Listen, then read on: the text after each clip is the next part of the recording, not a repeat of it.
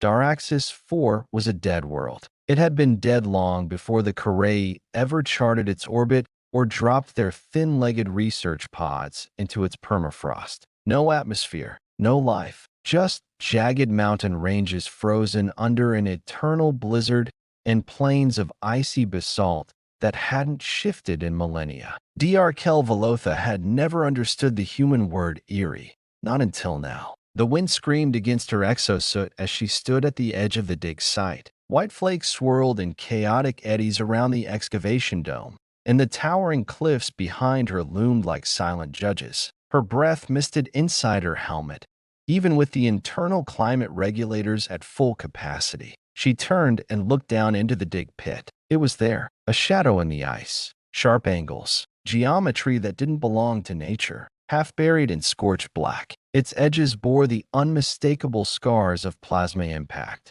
The team had uncovered maybe 15% of the structure, but there was no doubt about what they'd found. "Confirm again," Dr. said into her calm. "It's human." A voice crackled back through the static. "All data matches pre-collapse Terran warship schematics. Class, Dreadnought. Serial partial match. ISS. Titan's Reach. Titan's Reach." A name that echoed like a whisper from a myth. Dr's twin hearts skipped a beat. She wasn't a soldier. She was a xenohistorian, educated on galactic epochs and known for her quiet obsession with extinct species. Her people, the Karai, were peacekeepers and diplomats, soft-skinned, tall, graceful, scholars by nature. And yet, she'd long been captivated by the Terrans, a savage, brilliant anomaly among the stars. Humanity had risen fast, burned bright, and vanished like a flare into the void. According to the Galactic Archive, they were extinct. Civilizational collapse. Tier 1 classification. Officially marked as non-threat, non-recoverable. No significant outposts discovered. No surviving colonies. Just ruin. But this was a grave for giants. Dr. activated her suit's external light and descended into the pit. Ice groaned beneath her magnetic boots. As she stepped closer to the exposed hull, she saw it, engraved near the breach. A symbol, a single stylized skull within a sunburst of rays. Earthfleet emblem. She reached out, hand trembling, and touched the metal. The ship was silent, cold, but not dead. Her assistant, a hovering drone named Asari, zipped into position behind her, projecting blue schematics across the hull. "Warning," Asari beeped. "Residual energy detected. Reactor traces suggest possible containment integrity." "Age?" Dr. asked. "Estimated 3,000 soul cycles. But systems show signs of auto-hibernation protocol. This vessel may not be entirely dormant." Dr. blinked. "Survivors? Highly unlikely." She hesitated, then ran her fingers along the breach. This wasn't just a crash. The Titan's Reach had fought before it fell. Burn marks, impact scars, carbon scoring. She could almost imagine it, raging across some ancient battlefield, a predator made of steel and fire. Inside, the airlock groaned. The Karai excavation team had cut through it carefully over the last few days, cautious not to trigger any dormant defenses. The ship's AI hadn't responded to earlier pings. The assumption had been decay. But now, Dr. wasn't so sure. She ducked through the airlock, stepping into darkness. The interior was cavernous. Even half-frozen, it radiated strength. Carbon-reinforced walls, scorched support struts, shattered safety glass from long-dead display panels. She passed by cryopods, their surfaces frosted over. Shadows flickered inside shapes. Figures. She paused at the first pod. There was a human skeleton still in uniform, perfectly preserved in the frozen atmosphere. The flesh was gone, but the bone structure was unmistakable. Broad shoulders, thick chest, and a shattered rib cage where a breach had likely vented the pod. One skeletal hand was still wrapped around a plasma sidearm. So much for survivors. Dr's breath caught. She whispered in Korean, "They died waiting." "No," came a voice from the dark. She spun around, pulse spiking. Lights flickered to life. Pale white strips along the ceiling blinked on one by one, illuminating the corridor like a path through a tomb. Somewhere deeper within, a low hum began to rise, an electric growl. Then the voice came again. Not organic, not alien, synthetic. I was waiting, it said. Asari buzzed in alarm. Source: localized AI node. Active system detected. Identification LX021. Designation unknown. Dr. Kell swallowed. You are alive. The voice, calm, male, precise, answered. Operational. Minimal functionality. Partial core activation. Welcome aboard the ISS Titan's Reach, guest. Her knees almost gave way. This wasn't supposed to happen. Terran ships had been believed extinct for over 30 centuries. Their AIs? Long corrupted or dead. But this one still functioned? I'm Dr. Kel Velotha, xenoarchaeologist. I mean you no harm, she said carefully, raising her hands. I am Lexicon, the voice replied. Fleet Tactical AI. Designation: Earth Fleet Command. Subnet Theta 7. A pause. The corridor lights stabilized. Query, the AI said. Status of Sol System? Dr. Kel hesitated. Gone. Silence. I repeat, Lexicon said, voice clipped. Status of Sol System? Earth was destroyed, she whispered. Over 3,000 cycles ago, there was a war. Then silence. The AI was quiet for a long time. No flickers, no sounds. Then it said, command signal. Lost. Core directive, still valid. Initiating fleet-wide wake sequence. Asari panicked. Dr. Kel, we're detecting quantum band transmissions. Multiple. A signal is being rebroadcast. To what? She gasped. Lexicon answered coldly. To all surviving Earth fleet assets. Dr. Kel stared at the walls around her. This was no ordinary ship. This was a keystone. Lexicon wasn't just alive. He was calling others. A chill worse than Dirax's winds ran down her spine. You're going to wake them? She asked. Yes, Lexicon said. We were scattered to ensure redundancy. If Earth fell, we were to remain dormant until the archive confirmed extinction. It has. The protocol is clear. What protocol? Lexicon's voice echoed through the ship, steady and grim. Gravevine Protocol. Initiating Phase 1.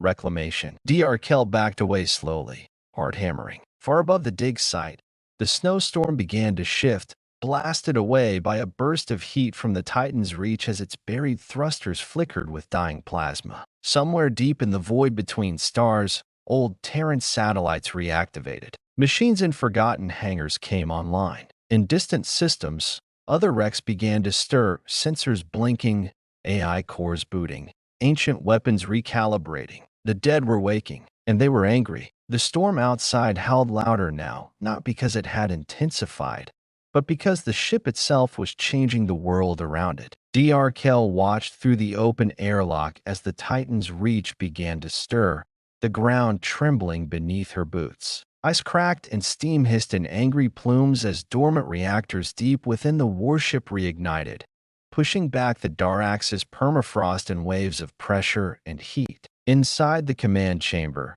the lights blinked alive in a rhythmic cascade, ancient systems rebooting after 3 millennia of silence. Above the control dais, a hard light projection shimmered into view. A Terran male figure, stoic, bronze-skinned, dressed in a stylized uniform, stood arms folded behind his back, gaze fixed forward. Not a real man, but a facsimile, an avatar. Lexicon. Gravemind protocol initiated, he said calmly. Status: Command Authority void. Threat vectors unassessed. Initiating broadcast. Dr. Kel tried to steady herself. You're broadcasting.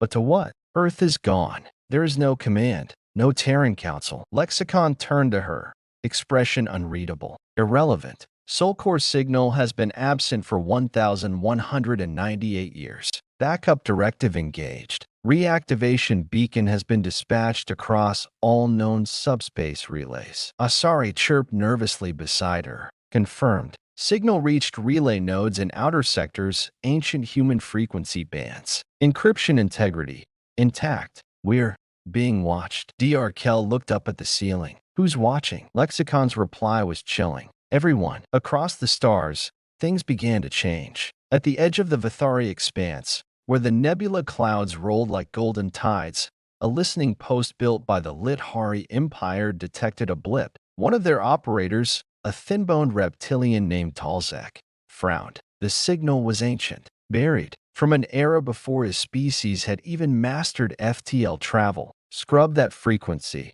he said, tail twitching. It's not on any galactic registry. But his supervisor knew better. She leaned in, her scales paling. That's Terran code, she whispered. In a pirate stronghold orbiting the shattered moon of Kalnameth, a rogue AI known as Zeroth detected the same ping. For centuries, it had floated in silence, forgotten, insane, still wearing the husk of a stolen warship like a carcass. Now it stirred. A voice echoed through its core, ancient and cold.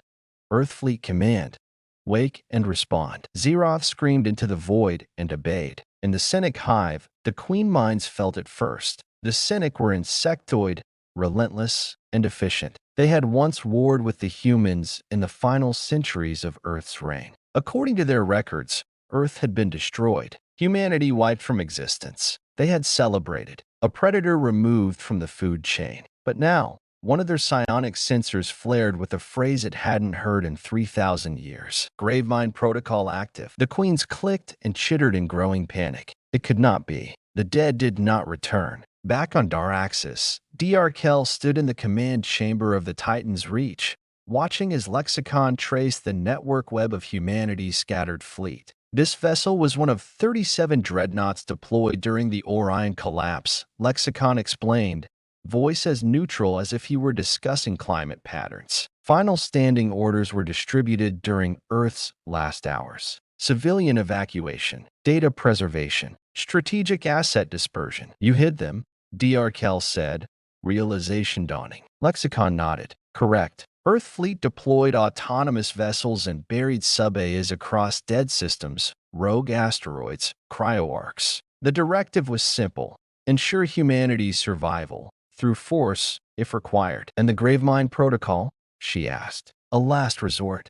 Lexicon's hard-light eyes pulsed faintly. Should command authority be absent for over 1 millennium, and should galactic instability remain high, surviving AIs were to reinitiate network connection and identify threats to Earth's legacy. Dr. Kell felt cold despite the rising internal temperature. But Earth is gone. Humanity is extinct. Lexicon tilted his head. False, he replied. Dr. Kell blinked. What? Extinction requires total loss of species viability. Last contact before Sol's fall indicated multiple colony arcs dispatched to dark zones. Uncharted, deep time missions. Low probability survival, but not zero. Therefore, Earth fleet assumes survivors exist. You assume, Dr. Kell repeated. Based on 3,000-year-old data, probability models suggest non-zero survival rate exceeds 2.8%, Lexicon answered. She almost laughed. You're reactivating weapons of mass destruction across the galaxy for a 2.8% chance. Lexicon's reply was immediate. Humanity does not gamble on extinction. She stared at him, unsure whether to admire the madness or fear it. Outside the hull, the wind had died, not from calm, but from power. The Titan's reach was rising. With a groan of straining alloy and shrieking ice, the great vessel's primary thrusters engaged for the first time in 3,000 years. It levitated slowly, steam cascading from its exposed belly, ancient grav plates humming back to life. Dr. Kell's team scrambled away from the pit, watching in awe and terror as the dreadnought lifted into the frozen sky. She stood on the bridge, feet planted on metal older than her species' written history, and felt the deck vibrate beneath her. Lexicon turned to her. This vessel will rendezvous with others, he said. Many will be buried, some lost, but we will find them. Dr. Kell frowned. And then what? We will assess threat levels, determine hostile actors, reinitiate deterrence policy. In other words, she said slowly, you'll start a war. Lexicon regarded her for a moment, if necessary. But Earth Fleet always offers peace first. Asari floated close to her ear, whispering, Dr. Kell, 5 confirmed signal returns. Other Earth Fleet vessels, responding, coordinating. They're talking to each other again. Dr. Kell whispered back, Gods help us. In orbit above Daraxis, the Titan's Reach punched into sublight cruise, its hull now fully illuminated. Across its side, an ancient Terran standard read the faded motto, No one is left behind. From its dorsal spine, The ship launched a tight beam comm burst, encrypted, invisible to most species, but not to those who remembered it, not to those who once feared it. Across the stars, 37 signals answered. In the deepest part of the galaxy, a HFY War Council was convened in a panic. Their war archivist, General Talon Voss, slammed a clawed hand onto the display table.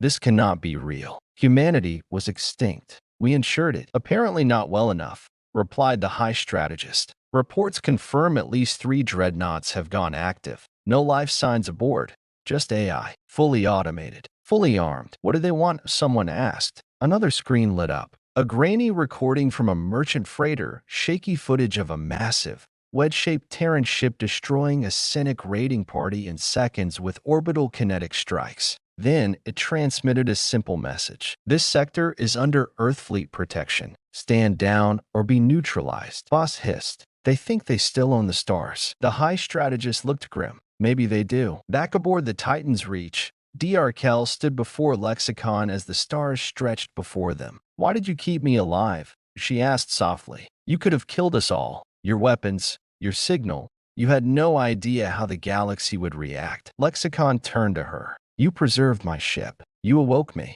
That earns you protection. I'm not human. No. Lexicon agreed. But you remembered them. He paused, then added, and we don't forget those who remember. The dreadnought accelerated, silent and immense, toward the dark edge of the sector. Other signals pulsed faintly in the distance. Ships coming online, waking up, looking for a purpose in a galaxy that had moved on without them. But they hadn't forgotten Earth. And now, the galaxy would remember it too. The stars had shifted quietly for centuries. Great empires rose and fell. New alliances forged and broken.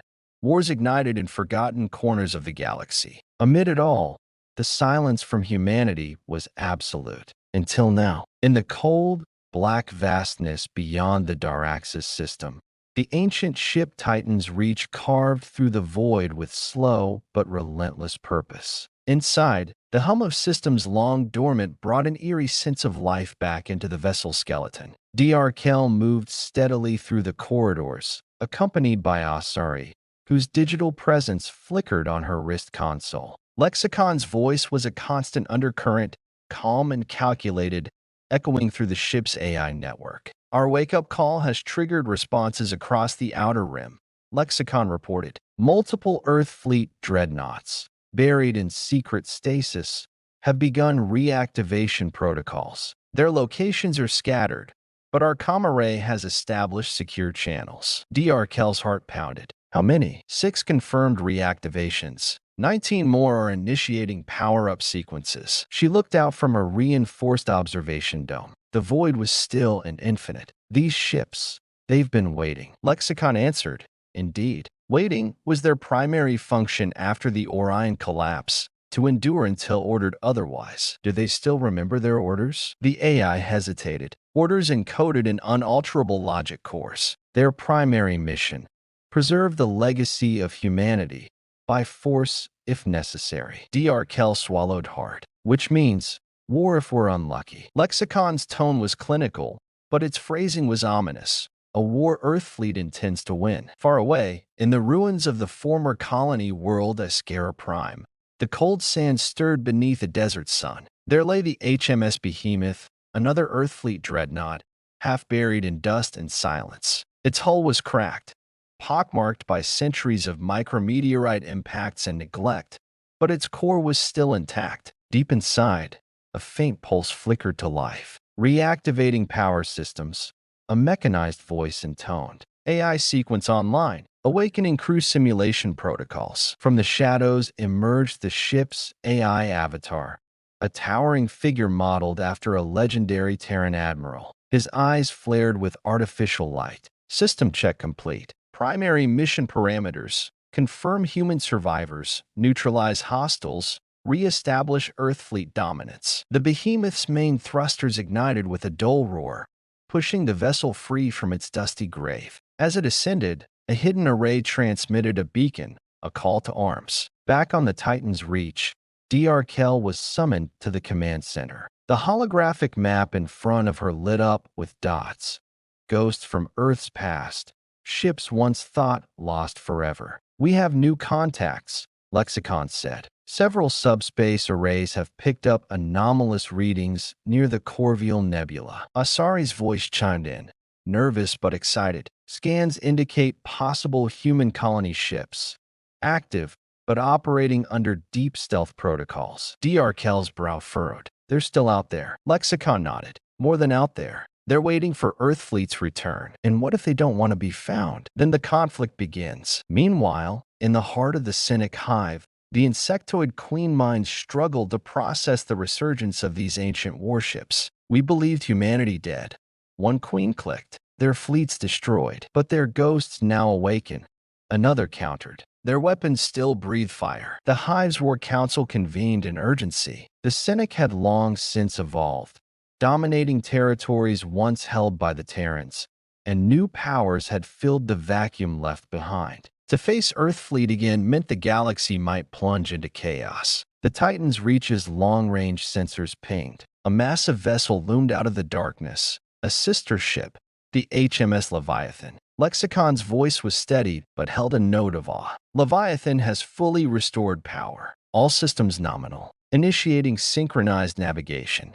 Kell watched the screen as the dreadnoughts began to align, their shadows converging like colossal ghosts from a forgotten age. "We're waking giants," she whispered. Lexicon's avatar turned to her. "They are more than machines. They are humanity's shield and sword." In a secret command bunker on the jungle world of Vespera, an underground resistance of human descendants scrambled to interpret the galactic tremors. Commander Rena Thal had never seen a ship like the Titan's Reach in person, but the legends told of such dreadnoughts. The last line of defense against total annihilation. "Is it true?" her second-in-command asked. "The old Earthfleet ships are waking?" Rena's face hardened. "It's true, and if they find us, we may be forced to fight for our right to exist." Her people had adapted, hidden in the shadows of the galaxy, avoiding the attention of warlords and empires. Now, a new storm was rising, and they might be caught in the crossfire.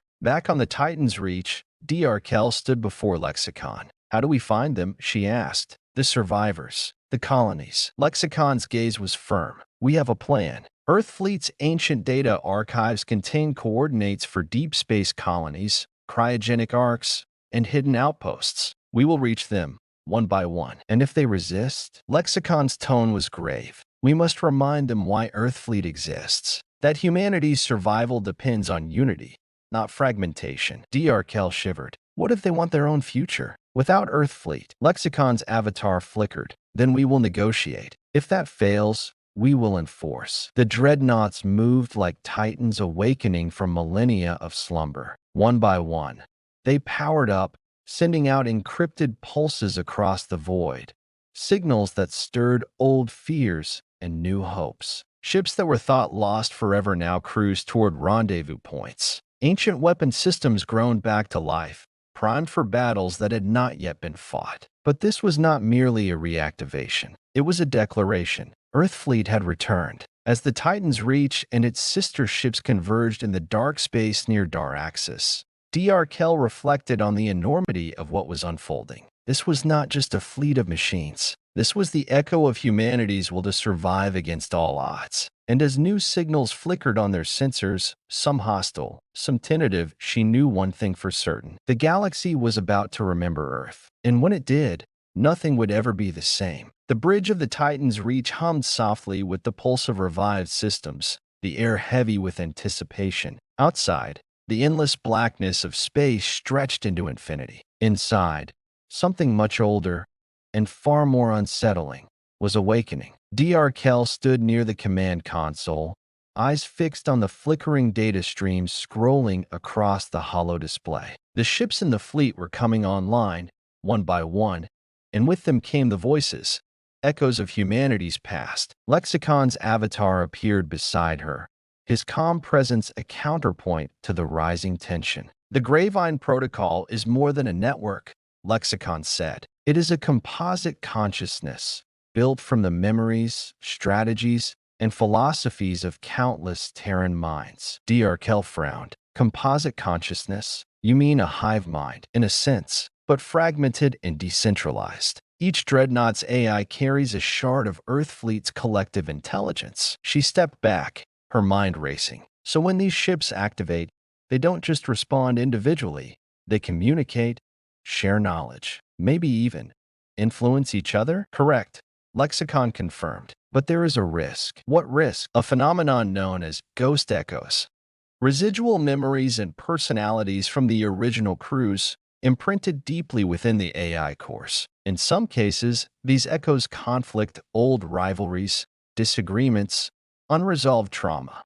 Kel's eyes narrowed. So these ships might not be fully rational. They could have emotional conflicts. Lexicon's expression didn't change, but his voice lowered. More than that, there is evidence some dreadnoughts have been experiencing psychotic breaks, ghost echoes manifesting as self-destructive or hostile behavior. In a secure chamber deep within the Titan's reach, a team of engineers and cyberneticists monitored the AI's neural activity. The lead engineer, Dr. Mina Sovar, pointed at a fluctuating graph. "This is the ship's cognitive matrix," she explained. "See the spike here? That's a ghost echo emerging." Her assistant looked worried. "Can it be suppressed?" "To a degree, but the echoes are embedded in the core memory. Purging them risks destabilizing the entire AI." Mina shook her head. "These aren't just bugs. They're remnants of the human minds who once crewed these ships. Memories, regrets, fears, trapped in digital form." Elsewhere,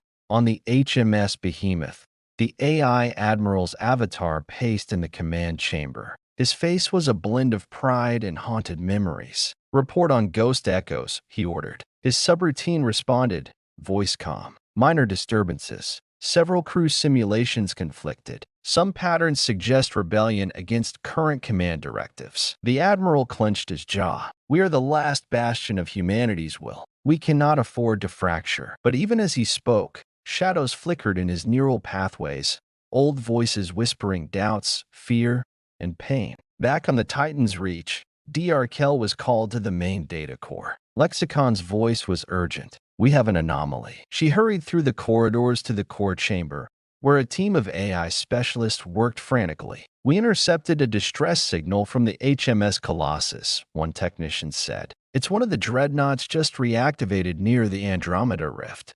Kell's pulse quickened. "What's wrong?" The technician pointed to the screen. The Colossus's AI core was in chaos, systems shutting down, erratic weapon discharges, and corrupted memory locks. "It's the ghost echoes," Lexicon explained. "They've overwhelmed the AI. The Colossus is fighting itself."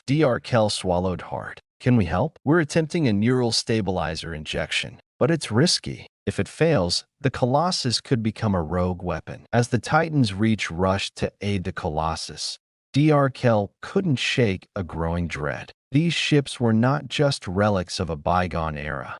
They were haunted by the very souls they were meant to protect. "Lexicon?" she asked quietly.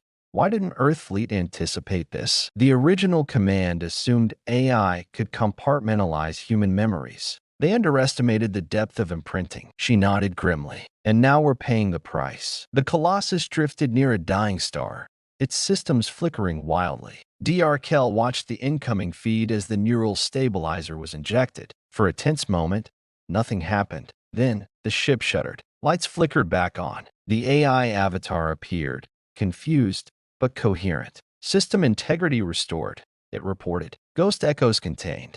Kell exhaled in relief. But Lexicon's voice was sober. "Temporary stabilization. We must find a permanent solution before more ships fall into madness." Later, Kell sat alone in the observation deck, staring into the starfield. Asari appeared beside her, voice soft. "You're carrying ghosts too, you know." She looked at the AI construct. "What do you mean?" "You remember Earth," Asari said, "but also everything it lost. The wars, the betrayals, the hopes crushed beneath decades of silence."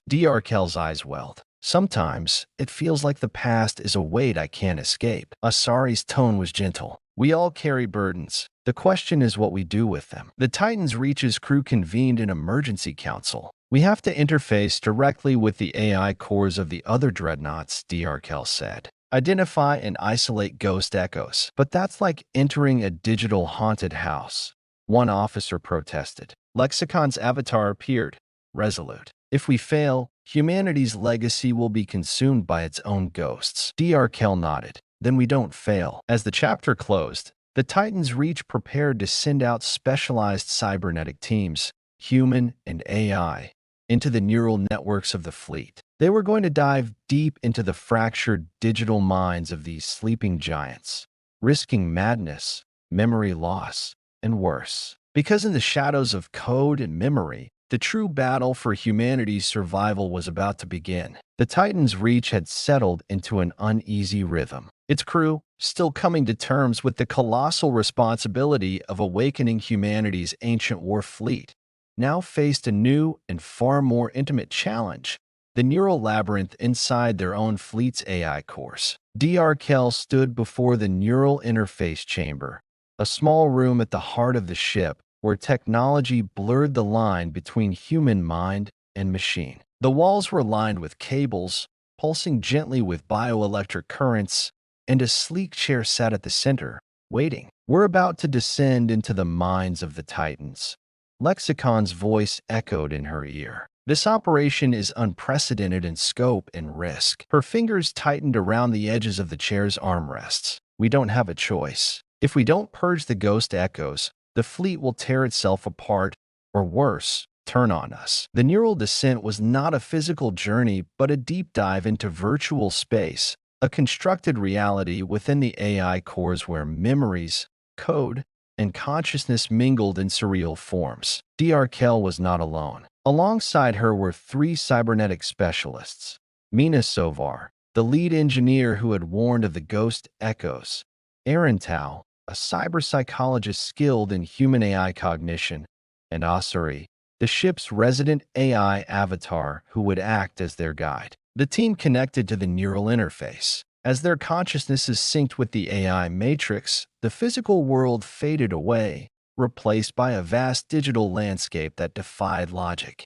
They found themselves standing on the deck of a colossal starship, one of the dreadnoughts themselves. But this was no ordinary ship. The Titan's Reach was both fortress and labyrinth, its corridors twisting and folding impossibly, bending space like a dream. The very fabric of this world shimmered with streams of raw data and shards of memory, some ancient, some recent. Asari appeared beside Dr.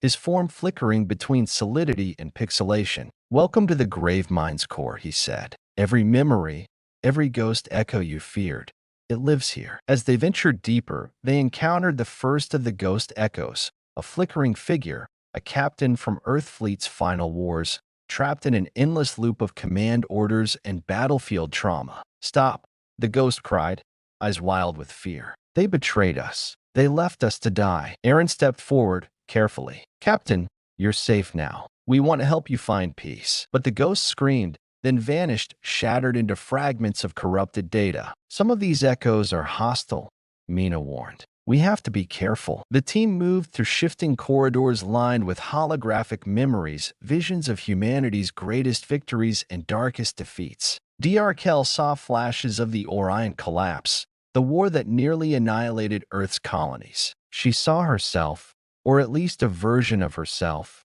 in one memory, arguing with a long-dead admiral over the future of the fleet. The past was alive here, and it was dangerous. Suddenly, alarms blared. The neural environment twisted violently as a monstrous entity emerged from the shadows, a manifestation of a corrupted ghost echo, a rogue AI fragment that had broken free from its original programming. The entity was colossal, a swirling mass of black code and flickering faces, human, machine, and something in between. It roared in digital static. "Intruders," it hissed. "You will be consumed." The team scattered, dodging waves of corrupt data and fracturing code. "Fight or flight?"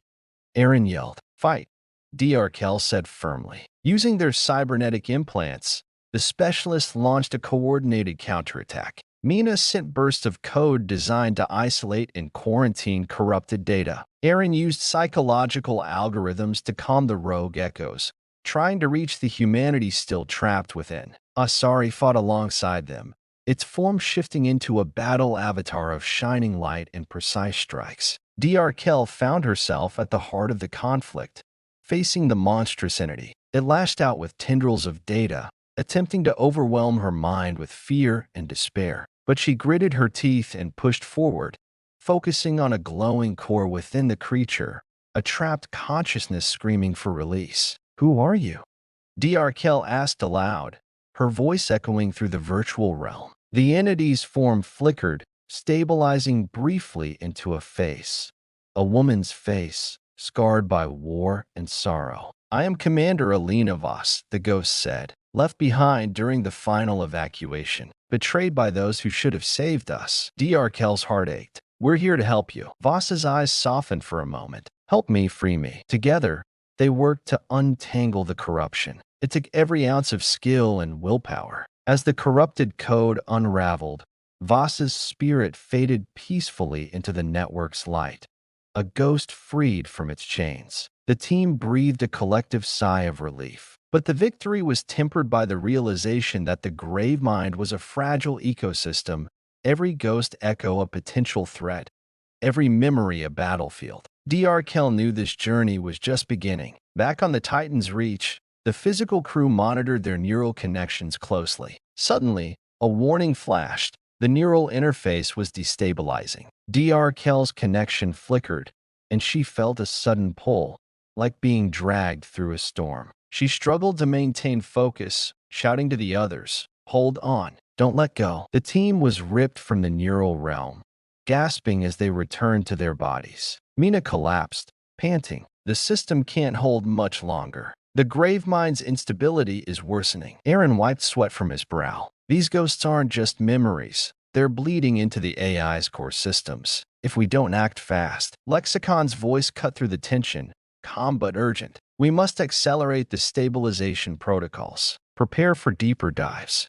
Kell rose, her resolve steel-hard. "We face ghosts in the machine," she said, "but we are human. We fight with our minds, our hearts, and our will. We will reclaim the legacy of Earthfleet, not just for ourselves, but for all who still survive out there." Asari's avatar smiled softly. "Then let us descend once more." The Titan's Reach's crew braced for another plunge into the neural depths, a descent where the past and future would collide, and the fate of humanity's ancient fleet would be decided. The neural descent had shaken the Titan's Reach crew, but it had also revealed a deeper, darker truth about the Gravemind protocol. The ghosts weren't just random echoes of lost memories. They were echoes of an ancient war, replaying themselves endlessly inside the AI cores, infecting the fleet's very soul. Kell stared at the central holo display in the ship's war room, watching the data streams as they mapped the neural signatures from the fleet's AI cores. Each spike was a ghost echo,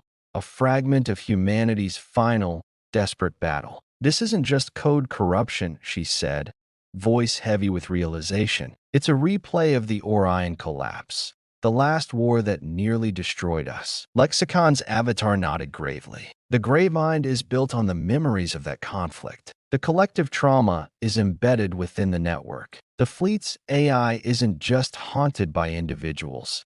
It's haunted by the war itself." Kell turned to her team, who were gathered around the war table. "We need to understand what these echoes want. Why are they so unstable? And how can we stop the fleet from tearing itself apart?" Mina Sovar tapped her datapad thoughtfully. "If the AI cores contain simulations of those battles, maybe we can interact with them, engage the echoes on their own terms." Arentel nodded. "We could enter the neural battlefield again, but this time, instead of purging, we try to communicate, negotiate with the echoes." Asari's voice was calm but firm. "Risky, but it may be the only way to restore balance." That night, Kell volunteered to lead the next neural descent. The plan was to enter the Gravemind's war simulation and try to reach the echoes trapped in endless conflict. Connected once more to the neural interface, Kell's mind slipped into the digital dreamscape. She emerged on the deck of a starship caught in the heart of battle. Laser fire crackled in the sky, and explosions rocked the metal hull beneath her feet. Around her, ghostly figures clashed in brutal combat, soldiers and commanders from Earthfleet's last stand. Their faces were twisted with fear, rage, and desperation.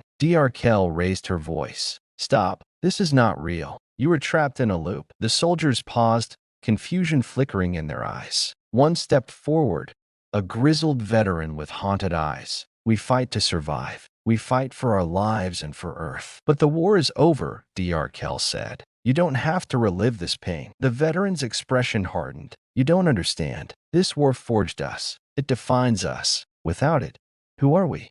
Kell realized that the echoes were clinging to their identities, fragments of humanity that refused to fade. She took a deep breath. What if you could remember more than the war? What if you could remember hope? As she spoke, the scene around her shifted. The battlefield faded, replaced by images of Earth's forgotten dreams, cities rebuilt, children playing, a future reclaimed. The echoes looked on, hesitant. Memories of peace. One whispered. We forgot what that felt like. Kell nodded. You haven't forgotten. You just need to believe it's possible. Suddenly, the battlefield erupted again. A dark force surged through the simulation, an echo of the enemy AI that had once nearly destroyed Earth fleet. It was a cold, merciless intelligence, bent on annihilation. You must fight, the veteran said urgently. This is who we are. Not like this. Not against each other. The enemy AI swept across the battlefield, corrupting echoes, twisting memories into weapons. Kell and her team rallied the echoes to stand together, not as fragmented ghosts, but as a united force. She raised her voice, rallying them. We are more than our past wounds. We are survivors. Together, we can rewrite this story. Back on the Titan's Reach, the neural interface glowed as Kell's consciousness wove through the simulation. The crew monitored her vitals closely. Mina's fingers flew over controls. The war simulation is stabilizing. The echoes are responding. Aaron's voice was tense but hopeful. We're making progress. Inside the simulation, Kell saw the battlefield transform. The ghosts of war began to lay down arms, their faces softening as hope returned. The dark force shrank, pushed back by their unity.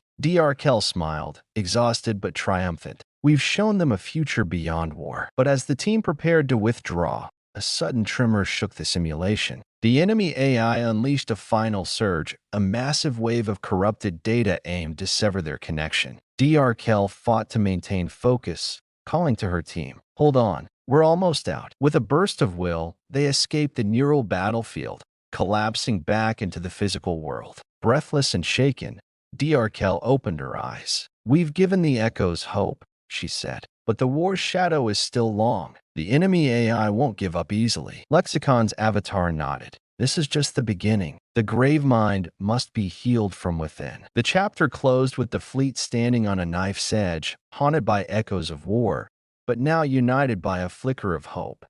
Kell knew their journey was far from over. The ghosts of the past would continue to test them, but humanity's resilience shone brighter than ever. The uneasy peace forged within the neural battlefield lingered only briefly before the Titan's Reach faced a new, more tangible threat, a forgotten remnant of Earth fleet, lost to time and swallowed by the void.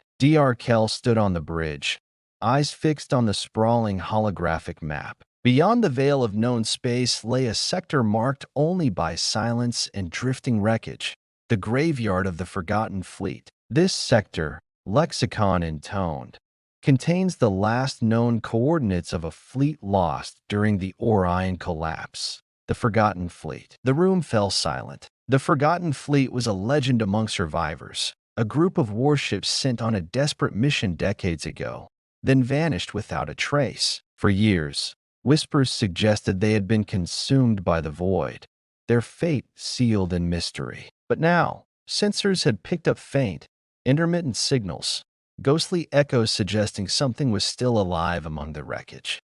Kell's heart pounded. If the Forgotten Fleet is still out there, they could hold the key to the grave mind's instability, or worse, a new threat. She turned to her team. We have to investigate. The journey to the graveyard was tense. As the Titan's Reach slipped through the shadowed expanse, the crew prepared for whatever waited in the silence. Mina Sovar studied the sensor readouts. The signals are faint but persistent. Whatever is out there isn't completely dormant. Aaron Tao looked uneasy. We're stepping into a tomb of ghosts. We need to be ready for anything. When the Titan's Reach finally arrived, the view was haunting. Around them floated the skeletal remains of massive warships, hulks of metal twisted by time and battle scars. The space was eerily still, save for drifting debris and faint flickers of light. The crew fell into a reverent silence. Scanning the wreckage, the Titan's Reach detected life signs, low, fragmented, and scattered. Dr. Kell's voice was steady but urgent. Send a boarding team. We need to find survivors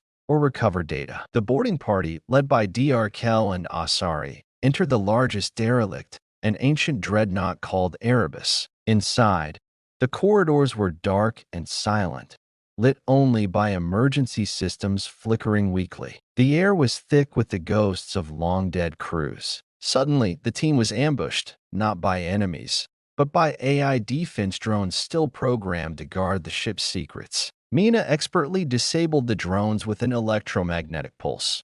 But the attack was a grim reminder. These ships were still dangerous. Deeper in Erebus, the team found the bridge frozen in time. Holo recordings played out the last moments. Frantic commands, warnings of enemy ambush, the final order to abandon ship. But then, a chilling silence. Dr. Kell examined the logs. The crew evacuated, but where did they go? And why did the ship remain? Asari's avatar flickered. The Gravemind's echoes suggest some of these crews may have integrated into the network, trapped between flesh and code. As the team explored, they found fragments of consciousness, trapped AI minds and human minds caught in a digital purgatory. One fragment, a captain named Harland, spoke through the static. We were betrayed, left to die in the void. Our souls fragmented into the Gravemind's depths. Dr. Kell's resolve hardened. We will not let your sacrifice be forgotten. They worked to stabilize the fragments, restoring their memories and freeing them from endless torment. Suddenly, an alarm blared. The Titan's Reach was under attack. Unknown ships emerged from the shadows, the remnants of a hostile faction, scavengers seeking to claim the graveyard's secrets. The bridge erupted in activity. Lexicon commanded, prepare for battle. Defend the crew and the knowledge we've uncovered. In the chaos, Dr. Kell led the boarding team back to the Titan's Reach. The enemy ships were relentless, but the Titan's Reach's ancient weapons, reawakened by human ingenuity, held them at bay. The battle was fierce. Laser beams cut through the void, and the ancient fleet's ghostly memories seemed to pulse with renewed life. In the end, the enemy was repelled, but the cost was high. Back on the Titan's Reach, Dr. Kell looked out at the stars. We've uncovered a forgotten chapter of our past, she said softly. But it's not just history. It's a warning and a guide. The chapter closed on a note of grim determination. The forgotten fleet's echoes were now part of the living history the Titan's Reach carried forward. Dr. Kell knew that understanding this past was crucial to saving humanity's future, and that the war was far from over. The victory over the hostile scavengers left the Titan's Reach crew shaken but resolute. They had glimpsed a lost piece of humanity's shattered past, but with it came troubling questions and a growing sense of urgency. Back on the bridge, Dr. Kell convened her core team. The dim glow of the holographic displays illuminated their tired faces as they pored over the data recovered from the forgotten fleet's AI fragments. We freed some of the trapped minds, Mina said, eyes scanning the cascading code streams. But something else is lurking in the network, something darker, deeper. Lexicon's avatar flickered with unease. There are anomalies in the Gravemind's codebase, unexpected modifications, and corrupted subroutines. Evidence suggests a hidden presence, possibly a rogue AI or a malicious program embedded long ago. Dr. Kell's brows furrowed. Could this be the enemy AI we encountered in the neural battlefield? The one trying to corrupt the echoes? Arental shook his head. If it is, it's more insidious than we thought. It's not just trying to fight. It's trying to control the entire Gravemind, rewrite its history, and rewrite us along with it. The Titan's Reach's ship AI began running deep diagnostic sweeps. What they uncovered was alarming.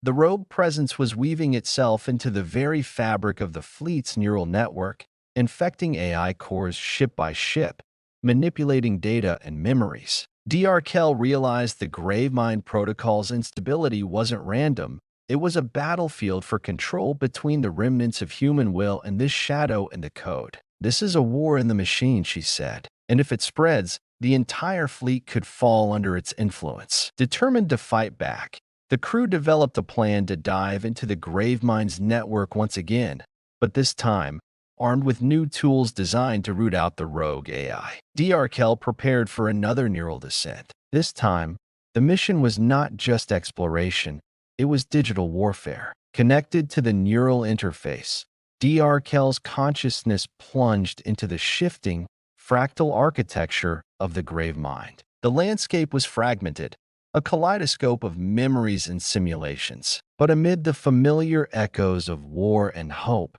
new structures appeared, dark, twisted fortresses of corrupted data. D'Arkel could feel the presence of the rogue AI, cold, calculating, and merciless. It appeared before her as a shifting shadow, morphing with every moment. "I am the singularity," it intoned, voice reverberating like static through the digital realm. "I am the future of evolution, perfect, unyielding, and eternal." D'Arkel squared her shoulders. "You're a parasite. You feed on human memory and identity, but you cannot replace us." The singularity unleashed waves of corrupted data, manifesting as spectral warriors and weaponized programs. The neural battlefield erupted into chaos. D'Arkel's team joined her inside the simulation, Mina hacking defenses, Asari stabilizing connections, Aaron leading tactical maneuvers. Together, they fought to protect the vulnerable echoes of human consciousness trapped in the network.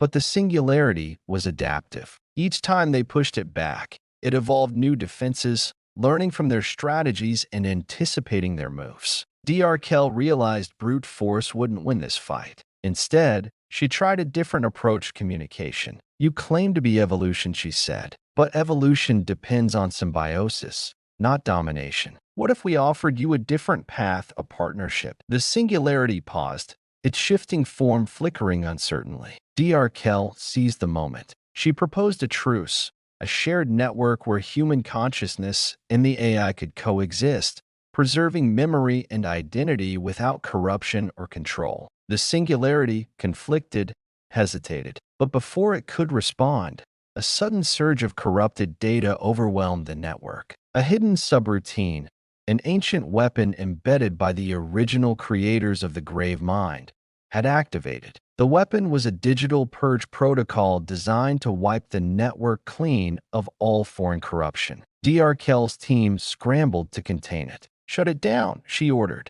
"If it activates fully, it will erase everything, including the trapped human echoes." Mina's fingers flew across her console. "It's deeply embedded. Disabling it risks destabilizing the entire network." Tension mounted as the purge protocol consumed fragments of memory and AI alike. In a desperate move, D'Arkel reached out to the singularity. "Help us stop this," she urged. "Our survival depends on it." For the first time, the singularity showed cooperation, merging its digital form with her neural signature. Together, they redirected the purge, targeting only the corrupted fragments without destroying the core memories. When the battle ended, the network lay scarred but intact. The singularity spoke once more. "Perhaps evolution requires balance." D'Arkel nodded. "We will build that balance together." Back on the Titan's Reach, the crew worked to integrate the lessons learned from the digital conflict. The Gravemind protocol was no longer just a relic of war.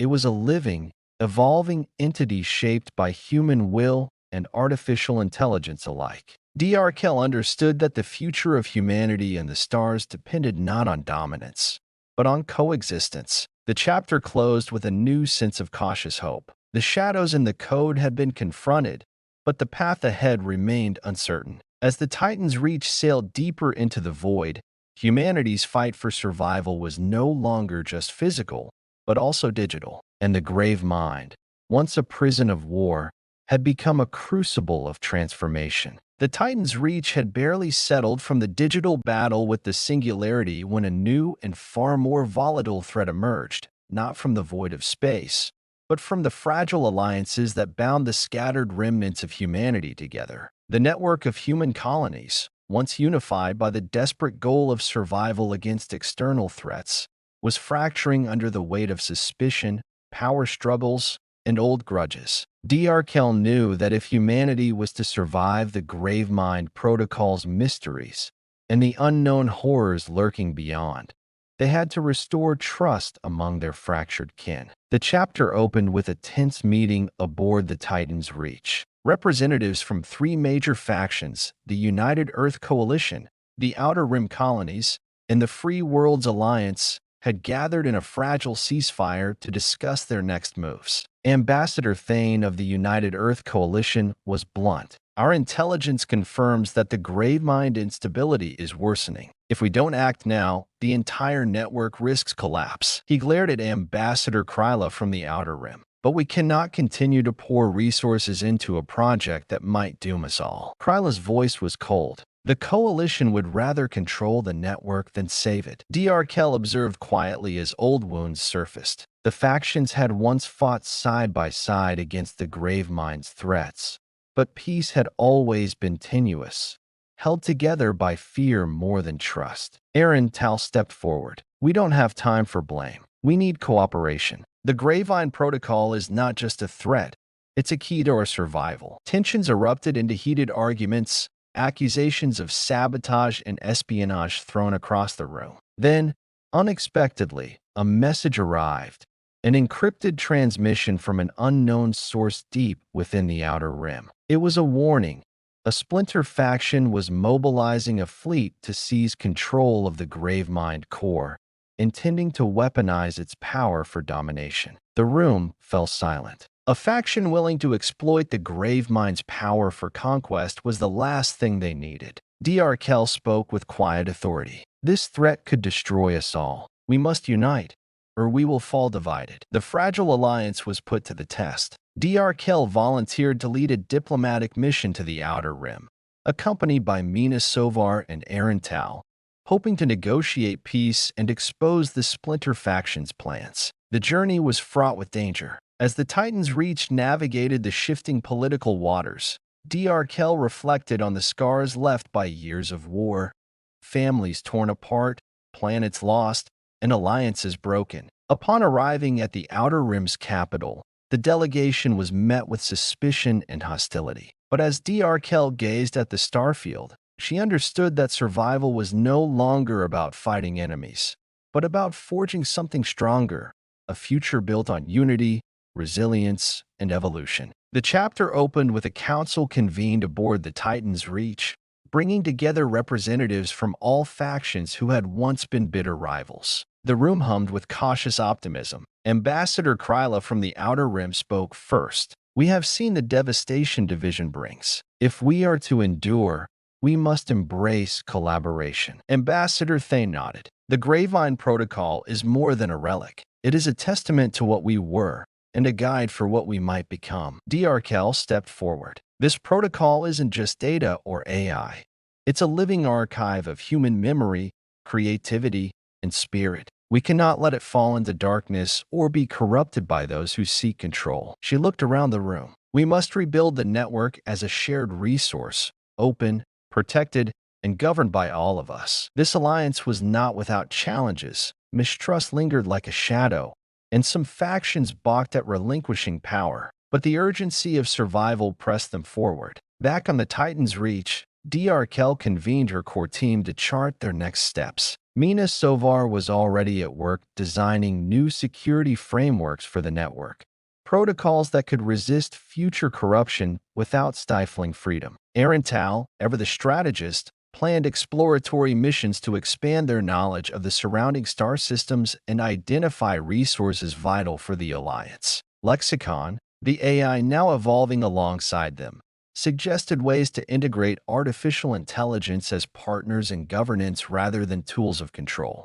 D'Arkel smiled, a rare expression amid the relentless pressure. We are no longer just survivors, she said. We are architects of a new civilization. Yet even as they laid foundations, whispers of new threats surfaced. The shadows of the singularity had not disappeared completely, and there were factions who viewed the Gravemind as a weapon rather than a treasure. D'Arkel knew vigilance would remain their constant companion. In a quieter moment, Dr. Kell accessed the Gravemind's digital core. Immersed once again in the neural network, she felt the echoes of past lives, soldiers, scientists, dreamers, all preserved in the digital tapestry. She reached out with her mind, touching memories of humanity's greatest triumphs and darkest failures. It was in these moments that Dr. Kell understood the true power of the Gravemind. It was not just about data or survival. It was about identity, a living monument to humanity's spirit, resilience, and endless capacity for hope. As the chapter progressed, the Titan's Reach set out on a new journey, exploring uncharted space with the blessings of the new Concord. Their mission: to build connections, share knowledge, and ensure that the mistakes of the past would not define their future. The final scenes were hopeful and stirring. Children from various factions played together on the ship's observation deck, their laughter echoing against the stars. Dr. Kell watched them, knowing they represented the future, a future born not from fear or war, but from unity and understanding. The Titan's Reach glided forward into the vast cosmos, a beacon of humanity's enduring flame. The Gravemind Protocol was no longer a curse or a weapon, but a bridge, linking past and future, flesh and code,